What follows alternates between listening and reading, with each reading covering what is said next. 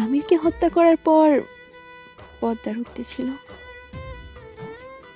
ক্ষমা করো পৃথিবী, আমি তাকে ঘৃণা করতে পারিনি, তাকে আমি নিষ্ঠুর মৃত্যু দিতে পারিনি।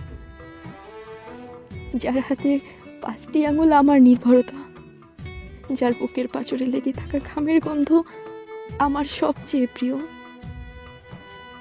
যার উষ্ণ ঠোঁট আমার প্রতিদিনের অভ্যাস, যার এলোমেলো চুলে আমি হারিয়ে যাই বারংবার, যার ভালোবাসার আহ্বানে সব কিছু তুচ্ছ করে ছুটে চলে যাই, যার মিষ্টি সোহাগে অন্য জগতে হারিয়ে যায়,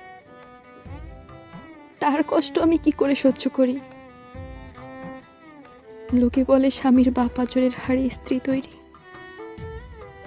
তাহলে যার পাঁজরে আমার সৃষ্টি, তার আর্তনাদ কি করে শুনি?